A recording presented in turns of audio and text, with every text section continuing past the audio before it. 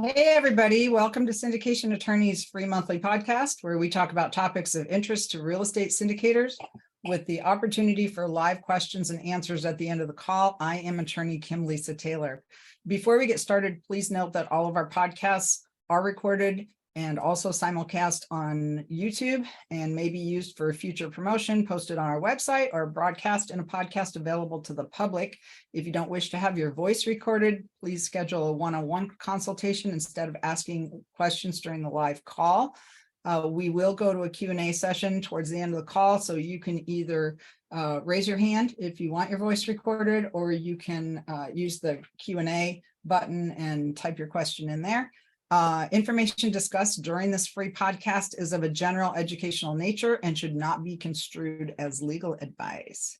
And today, our topic is what makes mindset so important for capital raisers. And we are talking to David Lindahl. I've been in some really intensive sessions with him this year. He started a new program where it was a lot about mindset. I was blown away by the stuff that I was learning. Had no idea how important it was for people to get their mindset straight before they started raising capital. But so that's what we're going to talk to Dave a little bit about today, but we're also going to ask him some questions about what he thinks happening in the market and stuff like that. So Dave, tell us a little bit about your company and your background and what you do and how you got into this. Well, I started investing in real estate way back in 1996, multifamily properties. I wasn't interested in single family properties. I used single family properties for down payments for multifamily properties when I ran out of credit card money. That's how I actually got started. And the short version is from there, took me 9 months to do my first deal. And after I did the first one, within 3 months, I had 3 more. Within 6, I had 9. And within the first year, I had 11. Within 3 years, I had almost 40 deals in the city called Brockton, Massachusetts. Created a cookie cutter method to buy them, and I was a broke landscaper at the time. So I had done a 6-year stint in a rock and roll band. I was lead vocals. So I had a few brain cells left when I decided to leave. Those were the ones that told me to leave the band, and I did. And I went from a landscaper to rehabbing houses, and then I started buying them, but with credit card money. So when I ran out of credit card money, I learned how to flip. So I was flipping properties so I could buy more multifamily properties, because it was basically an interview with a guy by the name of Harry Helmsley from New York City, who started with nothing, started buying multifamily properties, small ones, and then ended up owning the Empire State Building. And it was during that interview with Biography that the biographer said, "Harry, what is it about multifamily properties that got you going?" And Harry said, and this was the game changer for me, Harry said, "I always liked the idea that a group of people would pool their money together, the tenants, and they would pay for the maintenance that needs to be done, so we didn't have to swing hammers or take out trash. They would pay for management companies to take care of the tenants, take their phone calls and collect the rents, so I didn't have to. And they would pay for all of those expenses plus themselves through the cash flow. The cash flow would cover the expenses. And I would have extra money at the end of the month that I could go out and either put into a savings account, do more deals with, or just go out and have fun with." And I thought, man, if that's really true, if that really happens, then I want in. And if I could do it with no money because I had none, I want in too. And found out it was true. 9,000 units later, I found out it was true. And I started with the small ones. I didn't only do the small ones for 3 years because it was a mindset thing. First, it took me 9 months to do my first deal because it was a mindset thing. I was so afraid. I didn't think I could do it. I didn't think I was worthy. Did the first deal, got the system down, but the whole system wasn't down on the first deal, but at least I went to the process and I had the confidence that, yeah, I can do this after doing the first one. Then after, I would only do 3 to 6 unit deals. My market started to change. I did that for the 3 years. Wouldn't buy anything bigger because, again, I was afraid to. And then my market started, and during this time, I'm continuously learning. And I learn about market cycles, and I learned that, what goes up must come down. And the fact that there are every city's in its own different market cycle. They don't all go in the same cycle throughout the country.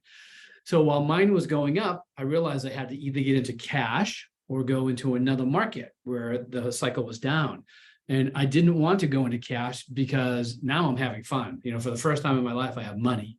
And I want to just be expanding on this. And for the first time in my life, I was really successful at something too. I just want to keep doing it and keep doing it. So I learned about job growth. I learned to follow job growth. Montgomery, Alabama had just started building a Kia plant, bringing in 5,000 new jobs. There was a multiplier effect of 3, which meant another 15,000 jobs were going to be coming in as ancillary jobs. So now there's 20,000 new jobs coming into this market that had a barrier to entry. The barrier to entry being the floodplains. Can't build in the floodplains there. So supply is going to remain the same, demand's going to go up. So that market took off. So my first emerging market was Montgomery, Alabama. I bought a 40 unit there, an 80 unit there, and then I went up to Huntsville and bought 400 units there, 350 units in called the Vineyards in Jackson, Mississippi. And then I just started working my way around the country. So at one time we were in 18 different markets with over 9,000 plus units. So that's how it all gets started. Well, and don't you have a finance background also? Yeah, so I went to Northeastern University. I also went to the Harvard OPM program, so I'm a Harvard alumni as well. But I went to Northeastern University for finance. But the interesting thing about that is the fact that I was in a rock and roll band when I was in high school. So we were playing all the frat houses, the sororities. I just showed up for school enough in order to graduate. But it was the fact that I took finance. My life was so unruly that you either had to do economics or accounting, as like the cohort for that. And I knew nothing about economics. I just didn't understand it. So I thought I'll do accounting. Well, I do not have an accountant's brain, and I hated it the first month I was there. So I told them I wanted out. They said, well, you got to finish this semester and then we can put you in economics. And economics I loved because my life was so unruly, and so it was just out there. So economics showed me that there was no order in it. So economics showed me that, if this happens, there are probabilities that this, or this would happen. And if this happens, and so I started to understand how to create order out of chaos. And so I gravitated to economics so much to the point that I had a double major when I finally graduated. And my advisor, because I want to make sure I was going to graduate, and he's like, oh yeah, you got your double major, you're going fine. I was like, no, I'm a finance major. They said, oh, why'd you take all these economics classes? And I was like, because I liked them, because it was like straightening out my life. So anyways, I went back. So when I started learning about market cycles, real estate market cycles, I started thinking about my textbooks back at Northeastern. So I dug them back out and started reading through them. And that's how I started understanding job growth. That's fantastic. And I think that background has done you so well in just the books that you've written and being able to understand these emerging markets and how come it's so critical for people to be able to figure out where they should be buying, where they should be buying, beyond just what they should be buying. I think the interesting thing about that too, through the years, I've got another book coming out. It's not quite ready. It's going to come out probably late fall. It's called Multifamily Moneyball. And so in that book, what I did is I took the 5 key strategies of wealth creation through multifamily investing, and I show people how to, not only what they are, but also how to stack them, so you can create even faster wealth. I call it extreme wealth in a very short period of time.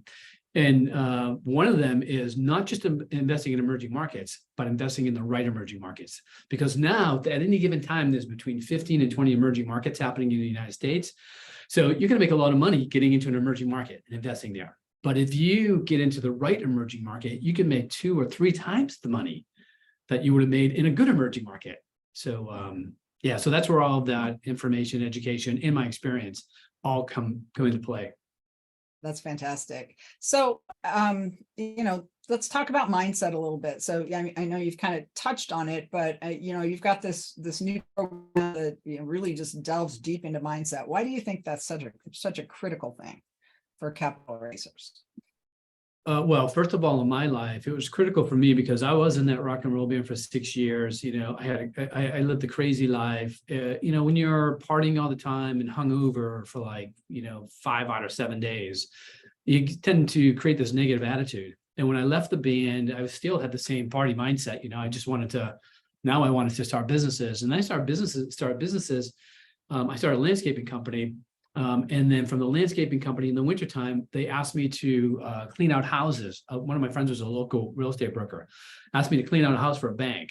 And while we were cleaning out that house, somebody got foreclosed upon, left all their stuff behind. And when we were cleaning it out, there was this tape set called Leave the Field from Earl Nightingale. And it was cassettes. This is how long ago it was. And I thought that looks interesting. So I started listening to it in my truck and I was like, So I started doing what he said to do. Things started to change.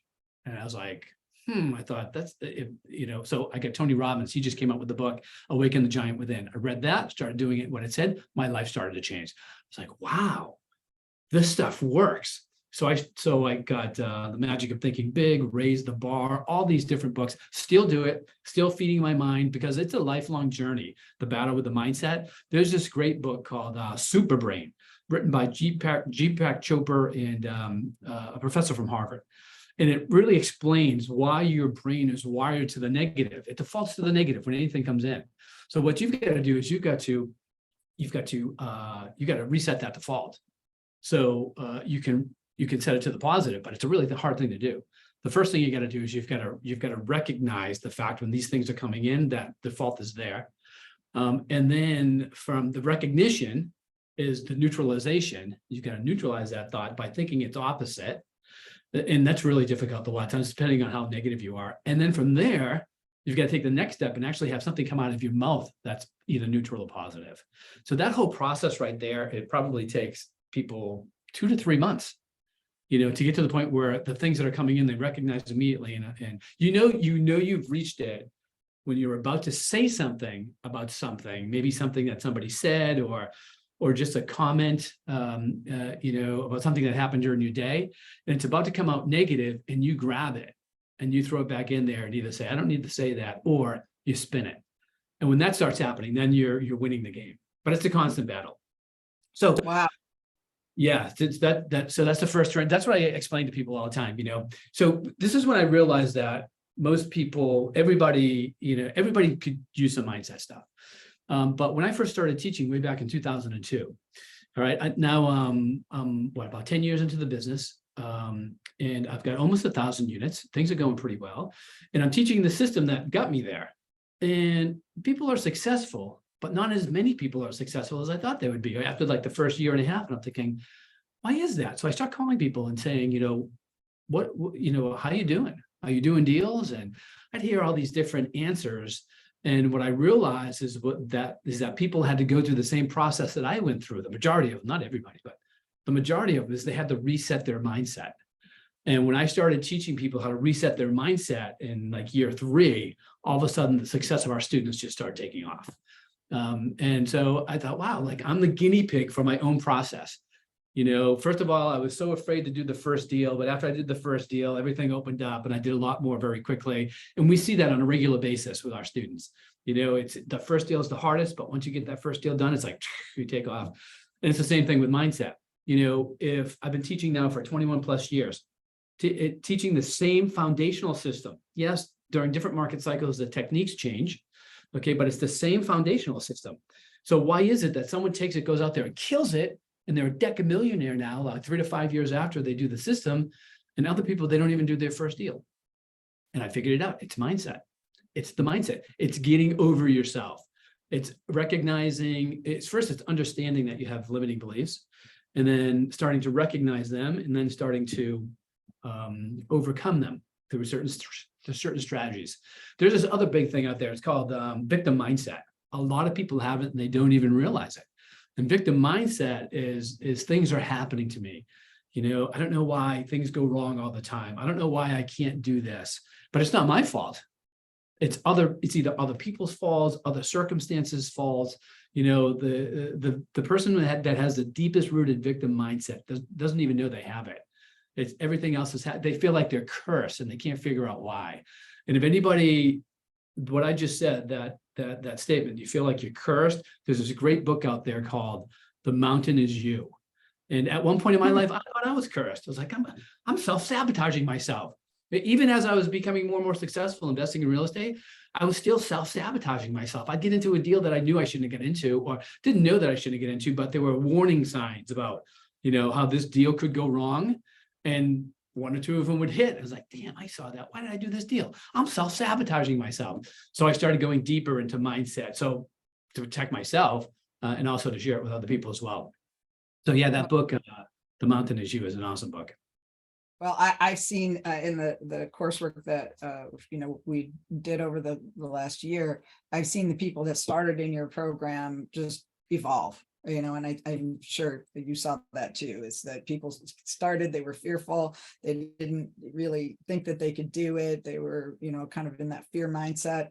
And then they, as each of the classes evolved, I saw people just getting more and more confident, starting to do deals and starting to really just come out of their shell. So this stuff works, right? When you start winning the battle of the mind, that's what happiness is all about.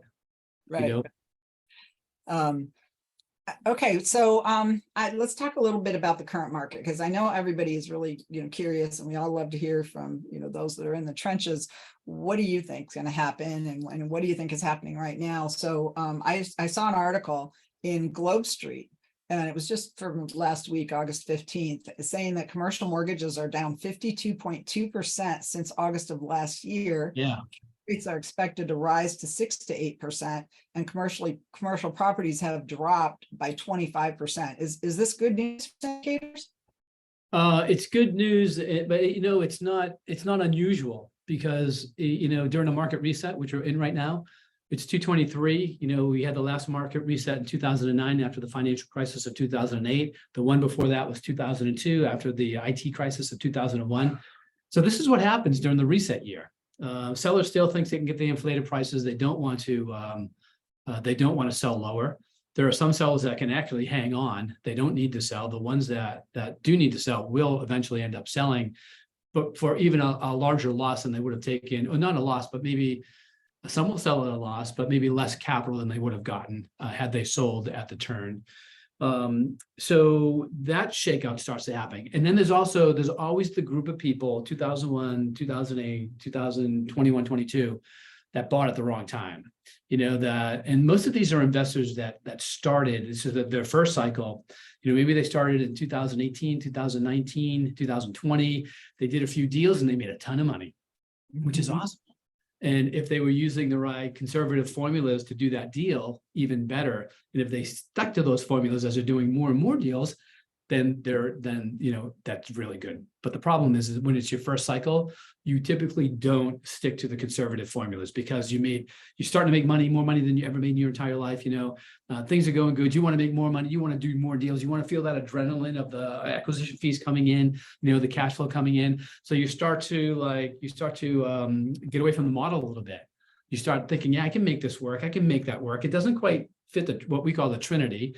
It doesn't quite fit our model, but yeah, I know we can make it work. And the worst thing that happens is it does work, because the market corrects the mistakes. On an up market, especially near the peak, those mistakes are corrected because of the accelerated appreciation. And then all of a sudden, the bottom gets kicked out. I like to call it the naked man is always exposed at low tide. Right? because that's what happens, when you're now not disciplined and you're not buying properly, right? And the market has this crash, like what just happened with the interest rates. And then people were buying those bridge loan deals. They were financing with that. That was like the guillotine just waiting over their head. If the market goes the wrong way, you're screwed. And unfortunately, that's what happened. So those are the people now that where there's the opportunity. And when you said that the mortgages are way down, they are way down, and that's typical for a market like this, because sellers aren't cooperating. The ones that have to sell will sell, but we'll see this, so it's normal, so it's good, because we're going to see the backside of this too, maybe 3, 4, 6 months, and then it's like, put on your sneakers, lace them up, and let's get ready to run. Well, before we delve a little bit deeper into that, you mentioned the Trinity. We can't do an interview with Dave Lindahl without asking about Dave's Holy Trinity. So can you just kind of refresh everybody's mind on what that is? Yeah. So when you're first starting out, I always preach to be a conservative investor because that's how I was taught. And so the Trinity is when the three of the ratios line up, then it's a buy. So the ratios are the capitalization rate of 8+. So that you want your capitalization rate to come in at 8/8. Your cash on cash return is 12+, and then your debt coverage ratio is 1.6+. So this came about because I realized that those were the deals that I was getting my best returns on when they met those ratios when I first started out and I was analyzing my stuff. And I also realized that if a deal didn't go right, I would see how I get into it, and it was usually because those ratios were off a bit. So when you're a conservative investor, you can do that deal and get 25% of the cash flow, the profits, and 100% of the acquisition fee by bringing in investors to that deal. So that's why when we start out, that's what we teach momentum play deals, and we teach you to be conservative. Now, after you do a few deals and you start building your real estate gut, you learn about value adds and you actually execute a value add or two, then you can start playing with the Trinity, because you understand how the game is played. But until then, do 2-3 deals, do it with the Trinity. You'll win on those deals. You'll have all the confidence, and then you stay, within the model, playing with it just a little bit because you understand value adds. Okay. So the problem most people have is they play with it a little bit as they start becoming successful, and then they become more successful. The market corrects their mistakes, and then they just blow it out. They'll tell me the Trinity doesn't work anymore. It's like, oh no, the Trinity works. But if you're doing deals that are way out of the Trinity, you can't do any deals unless they're in the Trinity.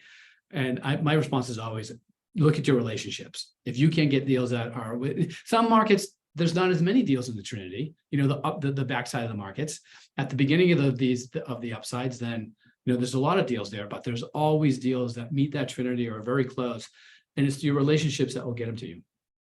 Well, and so with the Holy Trinity, it's if you're doing a value add, you still have to achieve the Holy Trinity. It's just that maybe there's you want to get to it, within 6 to 8 months. So that's the whole idea with the value add. It's like, okay, so I'm buying it for below cash on cash return, but I'm going to be able to increase my rents because I'm going to be improving the units by X amount now, and that will come in by this date. Right. Okay. That makes a lot of sense. So you said that there's some opportunities coming. Where do you see that materializing? The opportunities are coming from, first of all, there's a wall of debt that's being that's not being paid. So those properties are going to be coming onto the marketplace. So you're either going to get them beforehand, prior to them going to the bank, and you can potentially negotiate that with the bank on the takeout. You can get them from the bank, buying the notes. And then afterwards, it's usually best, I find, is to wait until they come back on the market after the banks get them. If you can't get them before, it's always best to get them before and negotiate a takedown with the bank before the bank actually takes it over. And then if not that, then get it on the backside. But yeah, there's you had referenced an article. I think there's 90 billion of debt going into the marketplace. Yeah, 90 billion is estimated right now, and they expect that if the federal funds rate increases to 5.5% to 6%, that's going to double. That's what CBRE said in the Globe Street article. Yeah, and that's, as investors, those are the market conditions that we wait for. It's unfortunate that people are in that position, but it's just a typical business cycle. So you take advantage of the cycle when it comes. Here's a typical way people get into these problems. First of all, in this cycle, a lot of it's due to bridge financing. Bridge financing is typically buying a deal for below 85% occupancy. If you buy for below 85% occupancy, which is considered equilibrium by Freddie Mac and Fannie Mae, then they won't finance the debt. Freddie Mac and Fannie Mae is always the cheapest debt, which means you can buy more property. You can spend more and win the deal if you get this cheaper debt. So for the first time since I can ever really remember, bridge financing, which is if the property has a little hair on it, needs a little work, you get bridge financing first until you can get up to 85% occupancy, and then you switch it over to Freddie Mac, Fannie Mae. It's always, a point or two higher than Freddie Mac, Fannie Mae in terms of percentage. And there's always like 1 or 2 points that you have to pay as well. So that dropped below Freddie Mac, Fannie Mae. So the deals that people couldn't get to pencil out with Freddie and Fannie, they get to pencil out with bridge. But the big problem with bridges is there's a lot of added risk because that debt is due in typically 2 to 4 years. And if interest rates go up, or if you don't hit your value add, then you don't have the money to refinance that debt. You'll have to come out of pocket. So that's the game of Russian roulette that people were playing with. And unfortunately, what happened was interest rates doubled. So these loans that are coming due this year, next year, they're not going to be able to refinance because there's another thing that happens, almost like the perfect storm to get people in trouble, is that the rent, people were expecting these rent increases to, meet their goals, their pro formas, their NOIs. And then with the increase in the interest rates, we saw rents drop as well. When the market dropped, the rents dropped. So those performers not only weren't happening, rents were actually dropping below market as well. So there was like a double whammy happening. Interest rates go up, rents go down, NOI, net operating income goes down. So therefore, you can't you can't qualify. That property doesn't qualify to be refinanced the majority of the time. Even if they bring in additional money? They can bring in additional capital. Yes, that's the thing. So in order to save the property, you bring in additional capital, and it's usually a big hit, a big number, depending on the size of the deal. It could be 300,000 to 3 million. I've seen some, I saw a deal out there at 48 million, and the bank would only lend 24 for it. And actually Mark Schuler got that deal, one of our clients. You were at the first Insiders Club, right? Or the second one? Mark talked about that deal. How they were able to fund that deal, working with the bank, working with the owner. But yeah, there was a huge haircut off of that deal. Right. Well, and so I've heard of some of these deals too, where people are going, they're refinancing from bridge, and the lender's saying, we're not going to bring, you're going to have to bring $1 million or $2 million to the table. And we've actually been able to help some of our clients structure deals like that, because the banks will allow you to, if your documents or your investors will allow you to do it, then the banks will actually allow you to bring in a pref equity piece that doesn't have any voting rights, doesn't have any ownership interest, but they get basically mezzanine debt, but they're coming in as a separate class within the LLC. And with that structure, then the lenders will allow you to bring them in without having them sign on the loan. They can come in for 2-3 years while you need the extra cash. Finish your capital improvements or whatever, get those rents back up until the property's operating well enough that you can buy them out. Hold on, don't leave that thought, because I'm not in trouble with any of my deals. Fortunately, I'm not familiar with that, but I'm interested in it.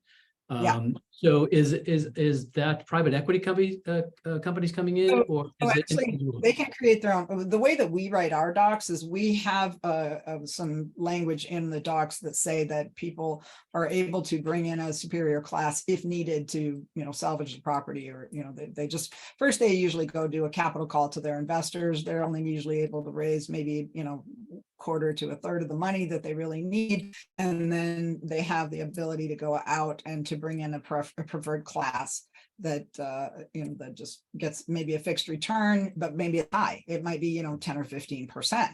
But they're getting paid before the equity investors are getting paid, with the idea that after, 3 to 5 years, you're going to refinance and cash them out again. So is the benefit for this new capital coming in the fact that they're getting a higher return than the common shares? And they get paid first before any of the other investors. So they're right after the bank. But the lenders have actually suggested that in some cases. Hey, why don't you bring in this pref equity piece? And the trick here is that for the pref equity piece, not to have any takeover rights or ownership interest, because if they have either of those things, then they also have to sign on the debt, and that can be a complicating factor down the road if you want to try to cash them out. So good point. So there would need to be a lot of upside in that property for someone to come in and be that come in on the white horse. Well, that, and then they might be sucking up all your cash flow for a while, that you're not having anything to your equity investors until you can get them out. But in the meantime, you're not losing the property to foreclosure. You're not losing anybody's capital. Right. You're not losing them. Eventually the prices will come back, the interest rates will change, and, eventually it should work itself out. But it's interesting because, I've been teaching for so long that a lot of my clients have actually gone out and started teaching themselves. And some of them got stuck in, they were 218, 219, 220 investors, and they did really well. They're out there teaching other people how to do it, but now they're in trouble because they fell into the same trap of a first market cycle investor, where they made a bunch of money and their mistakes were corrected. They get away from the Trinity. And now they're calling me and saying, hey, how can I get out of this? I've got 1 or 2 properties that just aren't performing, and I don't want to lose anybody's capital. How do I get out of this? So now I have a potential answer. Thank you. Yeah, well, and yeah, it could be money from your own investors, because maybe you have some investors are like, well, I don't want to put more equity in the deal, but sure, I'll take 15% or 12% interest for 2 or 3 years on a fixed return. And they're willing to even put up the more money for it, or you could bring in an outside source of funds. So, there are people that are contemplating doing rescue funds where they're creating fund of funds or something like that specifically for that deal. So, or for this purpose, so that they can go out kind of rescue some of these properties that are in trouble. It's just, you got to teach your current investors, you're just going to have to sit tight and hang on for a while, and there might not be a lot of cash flow to share with you. But in the meantime, we're not losing your money. We're not losing the property. Better than the alternative. Yep. Yeah. And so there is hope, but it does require some planning, and it also might require your investors' approval, because if you don't have our documents, you've had them written by somebody else, they probably don't have the provisions our docs do, where we've allowed people to bring that in if they need it, and you might have to go to your investors and get their permission. But if they're smart, they'll agree to it. Yeah, one of the things I learned, because I was a first cycle investor as well, and I bought some properties that I shouldn't have at the top of the market. But one of the things that saved me was my documentation. The great documentation that said I was in control of everything, regardless. I was able to make decisions without having to go and ask other people. And the decisions were the right decision. I was always looking out for the best interest of the investors. But some investors, they just don't. Some investors, they just don't see anything beyond that. You know what I mean? Yeah. Yeah.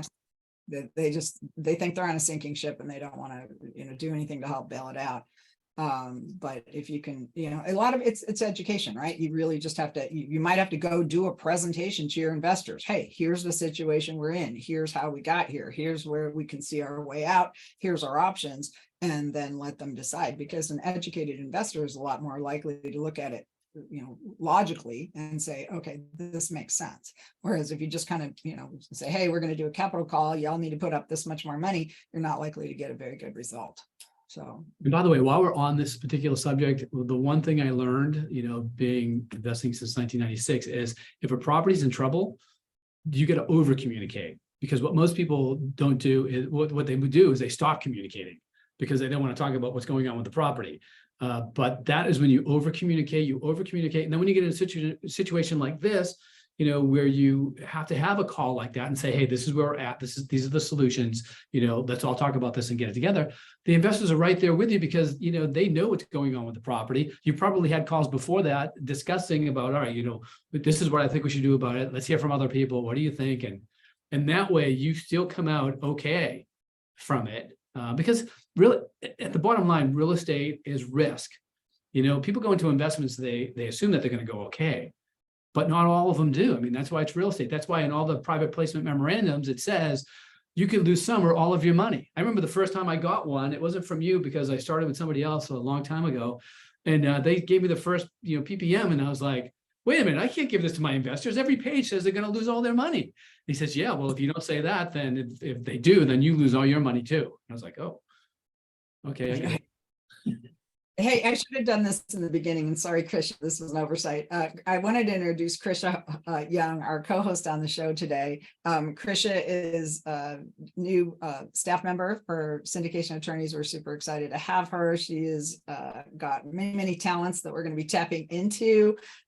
She's going to help start co-hosting our podcasts, and also you'll be probably talking to her if you're calling our office and need to talk about legal services. So Krisha, welcome to the firm and welcome to our podcast. And we're super happy and excited that you're here. Oh, thank you so much. This is such an awesome conversation. And, just what you were talking about, looping back to mindset, that fear of confrontation, right? Like being afraid to face the challenges or speak about the challenges, like that's a mindset issue. That's a fear of confrontation. So I think it's awesome that you're like really focusing on mindset, because it is that foundation piece when it comes to doing anything in business, I think, that makes or breaks something and can make, if it goes awry, a little bit more smooth, because we are having those conversations. We're not afraid to have those conversations and work to some sort of solution, as opposed to like hiding and pretending nothing's wrong, nothing to see here. So I just wanted to loop in on that. Thank you so much for having me. Yeah, thanks, Krisha. Well, Dave, kind of back to your point about we're communicating. I heard you say that when I went to the first multifamily millions boot camp with you. I remember you saying, "Hey, if if you have a problem at the property and you don't tell anybody about it, it's your problem. If you tell everybody about it, it becomes everybody's problem." And that stuck in my mind. And I had some clients a few years later that ended up in a situation where there was an insurance claim at a property, and the insurance adjuster for the they ended up undervaluing the claim by, like 90%. And so it created a situation where they had to sue the insurance company to try to get them to perform. And of course, that dragged on for a couple of years. In the meantime, some buildings were down, they couldn't be rented, they couldn't make their mortgage payments, they ended up losing the property to foreclosure. And my advice to those syndicators was, step up your communications, and don't do once a quarter, do once a month. If a lot of things are happening, maybe even talk to everybody once a week. And yeah, that property ended up getting lost. The investors did lose their money, but nobody got sued, because they all knew that the syndicators were doing everything they could to try to salvage the property. They were doing their best. They were taking, every step they could possibly take. They were listening to the investors as far as any advice they might give. And all of that played into, just everybody feeling like, okay, not all of these investments are great. Most of them are good, but some of them fail. This just happened to be one of them, but they didn't blame anybody for it. So I've seen that in That's the way it works. Yeah, I have. And I've seen the other side of that too. I saw one where somebody started, putting their own money into a deal. The management started putting their own money into a deal and just, till they got to a point where they said, we just can't do it anymore, but they weren't communicating with the investors. And so at that point, they accepted an offer, but the investors were caught short. And so the investors were all of a sudden up in arms, like, what's going on? Who gave you the authority to put all that money into the deal? Why didn't we know there was a problem? And, had that person been communicating all along with their investors, then it would have been a different outcome, because the investors would have understood, hey, our choices are, we can put in more money, or we can sell the property, maybe take a little bit of a loss. They could have made that decision, but that because that decision was taken away from them, they were upset. Yeah, so all good stuff. So, all right. So where do you think we are right now with sellers adjusting their prices? We're starting to see some of them do it, but there's still some out there that hold out. Is that what you're seeing? Yeah, deals are starting to pop. I think sellers are still waiting. Deals are way down. I remember Vanessa talking at the last Insiders Club, and she's a really smart investor. All the deals that she did during the height are still performing really well. This is the deal. If you're a value add investor, if you buy based on being able to increase the value to the market, not over projecting where the market will be, then typically you do well. And those are the ones that are okay during this particular part of the cycle. But she was doing a deal a month, and she hasn't done a deal in 6 months because they're just not out there right now. But they are starting to pop through distress.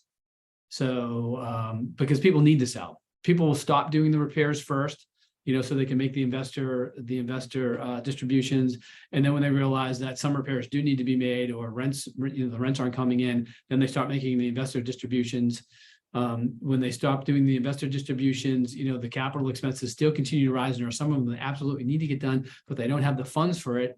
So now they do a capital call to the investors. Then you get a small percentage usually that will give money, and either the sponsor has to put up the money, or, the next step, it's going back to the bank, because that's they're trying to make their mortgage payments, and then they'll get to a point where they can't make the mortgage payment. So those are the deals that are out there right now. Are we seeing the banks have any flexibility at all on modifying terms, or are they just? Yeah. So you can go to a bank because the banks don't want them on their balance sheet either. And they understand what's happening. It all depends on what's on the balance sheet of the bank right now, where they, how many loans that are either in default or close to default, and that will determine how much they're willing to negotiate on a particular deal. But if you can get it before it goes back to the bank, negotiate with the banks, like a short sale type of a thing. Short sales, that's how I get into this business. My first real big deal was a short sale down in Texarkana, Texas. The mortgage was $4.2 million, and I bought it back from the bank for 2.2, actually from the owner, but the bank had to agree to it for 2.2. So those are starting to come back. All right, so yeah, don't forget, I think the message there is don't forget to talk to your lender. If the loan's in trouble, say, hey, what can we do? Can we modify this? Can we bring in some more money? What's going to satisfy you and your investors to make sure that we can ride this out? Because we can see the other side, and you might have to do a little presentation to your lender even and show them what you're doing and how you're projecting that you're going to get through this. Oh, absolutely. You got to create a presentation or else, it's not going to happen with a phone call. Yeah, same with your capital calls. If you have to do a capital call, you should be doing a presentation and a little PowerPoint to your investors, just explaining, laying out the situation, something you can send to them. They can mull it over in their own and make their decisions. And, those are things that we can help do as well. All right, good. So I want to just remind everybody, if you have any questions, please either type your question in the Q&A or raise your hand. We're going to go to questions and answers in a little bit. But Dave, what else do you think people should know right now? What haven't we covered? Well, these are the times, if you haven't started investing, these are the times to set your foundations. Get your team in place, decide which market you're going to invest in. Get your team in place, get communication up. There may not be a lot of deals on the market now, but there is going to be. So if you start later to build your teams and your resources, then you're not going to be the guy that they're going to go to first. So it's going to be a lot harder then. So now's the time. Now's the time to establish your foundation. And then you're ready to harvest.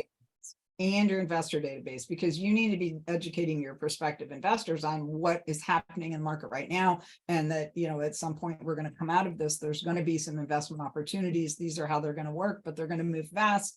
If you want to be part of it, then, let's get a relationship in place right now so you understand what we're doing, and then we can start communicating these deals to you. So get your investor database in place. Don't, just because people might not invest with you today doesn't mean they're not going to invest with you 6 or 12 months from now. Okay, great. Well, let's talk about some of your upcoming events. There's a lot going on. Yeah. You've got Ultimate Partnering. Tell us about that. Ultimate Partnering in San Diego this year.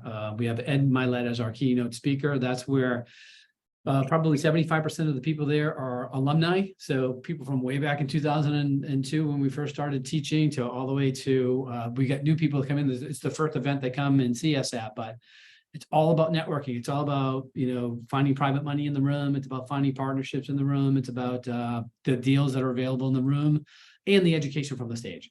So we teach and we teach and network, and it's so much fun. That, Kim, you've been to, I don't know, probably since every one of them since 2006 when you first came to us. But it is a room where people just open up their arms for new people coming in. It's like everybody's part of the community. Everybody wants to help each other do well. And it's probably one of the most uplifting environments. It's the event I look forward to every year. I can't wait for it. How can people find out about that and sign up for it? They can go to ultimatepartnering.com. ultimatepartnering.com, and you'll see the sign-up sheet.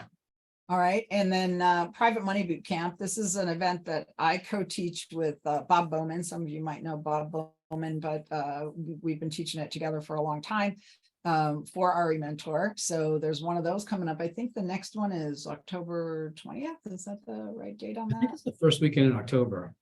I think. I have to double check myself. I know it's in October. So that's all about how to raise private money. So Bob teaches what to say, who to say it to, and when to say it, which is the thing that most people fear. And then Kim talks about how to put it all together and keep it legal. So it's a great combination, and people love that event. Yeah. And we always have a good time doing it too. We love getting close to the students there and really getting to know everybody. And then we've talked a little bit about your Insiders Club. Let's tell people what that's about. Insiders Club is, I created this group. It's a network. It's not a mastermind, but it's a network. And it's filled with the 3 different types of investors. I call them the doers, which are the people that haven't done a deal yet, but they're going to. That's why I call them doers. We've got the rainmakers, people that own between 3 and 1,000 units. And they're learning how to put all their systems in place so they can get over 1,000, because that's their next goal. The doers, their first goal, their goal is to get 1 deal. The rainmakers, they want to get to 1,000, and then the magnets are over 1,000, and they're all about business building. So during the 3 days that we're together, we go through all the different aspects of, what to do to get yourself starting out. We usually have members present about, the magnets will present to the doers, how they started out. And then we'll get into systems. We'll do a lot of mindset, as you know, because it doesn't matter where you are in those 3 steps. It's all about mindset to get to the next step and to keep yourself going. And we have guest speakers come in. Actually, Ed Milet came in and spoke to that group. And we had Kim speaks at different times about what's going on in the legal field. But it's very diverse in terms of topic, but more importantly, you expand your network, very, very quickly. And we have a lot of fun. Quack, quack. We went on a duck boat tour. We went on a duck boat to Boston. Yeah, that was funny. And it was a good time too. The other thing that I've always say to people is, they always ask me, who are the different real estate trainers out there? And when I talk about RE Mentor, I like to say RE Mentor has a curriculum. By the time you go through all the coursework that RE Mentor has, it's like you've got an associate's degree in real estate investing and multifamily in particular. And, so it's unique in the market. I think that way is that you guys really go, you have, kind of your multifamily millions boot camp. If you haven't been to that, you need to go. That tells you what to buy, what not to buy, where to buy, how to determine the emerging markets, things like that. I was just blown away by the amount of information that was provided at that event when I went back in 2007. And so then you go to the private money boot camp, but then you have some other coursework. Can you tell us about that? Yeah, so this is all an evolution. Way back in 2002, I was the only one that was teaching how to invest in multifamily properties. So I taught multifamily millions boot camp. So then, as people started going out and doing deals, they're like, Dave, can you teach us how to raise the money? I was like, okay. So I created, raising the money boot camp. But we went to people doing deals and they're operating. So how do we, it's like, Dave, how do we operate these deals? Can you teach us how to be an operator? So we created managing the manager. And then we were teaching people how to do deals and do big deals, but yet they didn't qualify. And by the time we got there, about 7 or 8 years in, we realized that a lot of our people had been very, very successful. And in order to qualify to do the bigger deals starting out, you need a sponsor. So we just got our alumni students and said, hey, how would you like to sponsor deals? We're going to have an event. We're going to bring people in. They get to meet you. Your benefit is you get to do deals, and their benefit is they'll have sponsors. So we created the sponsorship event. And then we created the immersion event because people want to go out and they want to see the numbers, really dive deep into them and understand them. And then they want to go out and touch the properties that you just analyzed. So we created immersion. It's like, here are the numbers and here are the properties, touch them, feel them. And then 3rd day is how to build your team. So yeah, it's really been one thing client. It was the needs, it's the needs of the client base. We all downstairs. You've been here downstairs. When you walk in, this 12,000 square foot building. There's a sign that says we are not successful until our clients are successful, and we're always thinking about what do they need? What are the challenges in today's marketplace? What can we create to get them to those challenges so they can do more and more profitable deals? Right, absolutely. And I've seen that work. I will tell you that there are more clients of ours that have gone on and done many, many deals coming out of your program than any other. And I've got this great testimonial and we got a great mentorship program too, coaching program.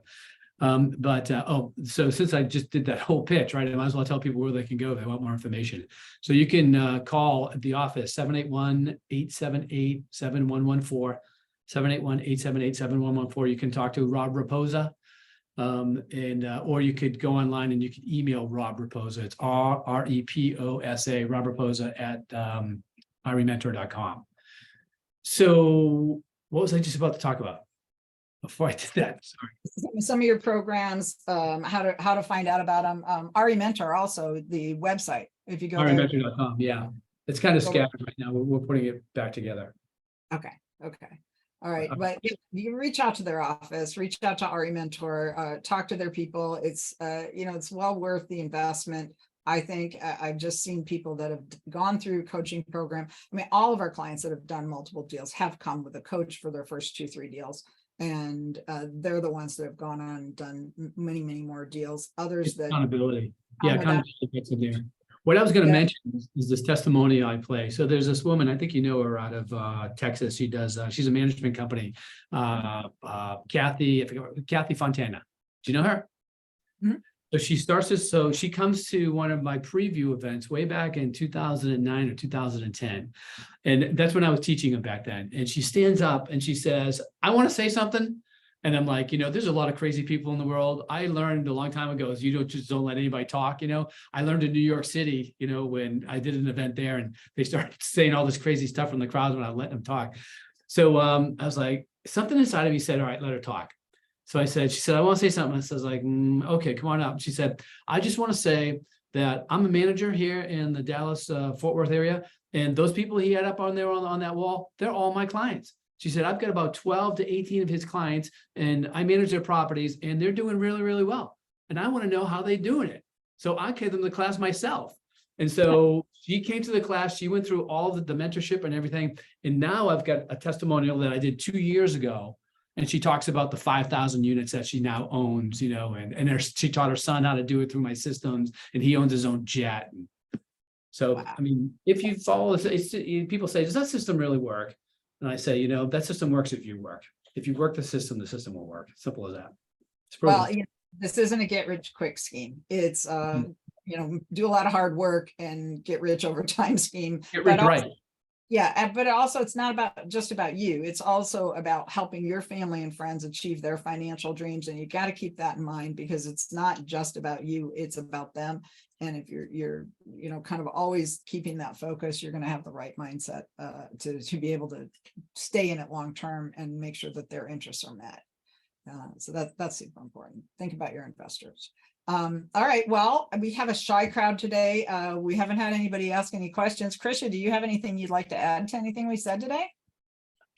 Not at the moment. This is like amazing information, amazing, beautiful information. Thank you, David, and Kim, you guys are so brilliant. A wealth of knowledge here. And I love how enthusiastic you are. But it's like how much you value being of service. That's really what's coming across to me here is just like, it's not just about the money and that part of it is great and it's fun and it's there, if you want it. But it's really about, it being a passion and being of service and, really. This is what I figured out. If you focus on your investors and you focus on your tenants, the two most important people in the deal and the banker, but the two most important people in the deal, then everything else takes care of itself. Yeah. Wealthy. I agree with that. And from a security standpoint, when you're dealing with passive investor money, you have to put their interests before your own. You have a fiduciary responsibility to do that. And so always be thinking about them before you and what's best for your investors. And you're probably going to make the right decisions. So I remember one time I walked up, I was living in the 1-bedroom apartment when I started investing in multifamily properties. And my sister, Tammy, who joined my company, she was like, we were in the living room with 2 desks. That was the company. And so, but she was taking care of all the admin work. And I remember I walked up one day up the stairs to the second floor where the apartment was, and I hear her screaming at somebody. I mean, she's screaming at them. And I was like, so she hangs up the phone. I was like, who was that? And she said, oh, that was Mrs. So-and-so from Washington Street over in Brockton. And I was like, well, what happened? And she said, oh, late about the rent or something like that. I said, why did you talk to her like that? Was she rude to you? She said, oh no, she was supposed to do this. And I was like, listen, that woman and every one of our tenants are our gold. I said, they pay for our properties. They're our cash flow. I said, don't you treat them like that. Treat them like the gold that they are. And if you can't, then I can't have you work here anymore. And that's been our mindset ever since. Yeah, you have to put them first. So, all right, Dave, thank you so much. As always, we're always blown away by the information that you share with our audience. Super excited to see everybody at Ultimate Partnering. We're going to be there as sponsors. Also looking forward to seeing anybody that hasn't been to the Private Money Boot Camp. It's 3 days of learning and immersing yourself in securities compliance and deal structures. But hey, I'm not, I try to do it in a fun way, but also learning the practical side of it from Bob, how he got into this business, how he talks to investors, how he meets people. All that is just critically important to learn as you try to put all of this stuff together. You've got to build an investor database. That's what, we're here to help you do. Dave's here to help you figure out what properties to buy, what not to buy, and how to put the deals together. So, with both of us, you got a winning team, and you're gonna be able to do this business. So, Dave, thanks so much. Krisha, Thank you. so much for joining, and we will look forward to seeing everybody at UP. Take care, everybody. Thank Thank you, you. David. Thanks, Kim. Bye-bye.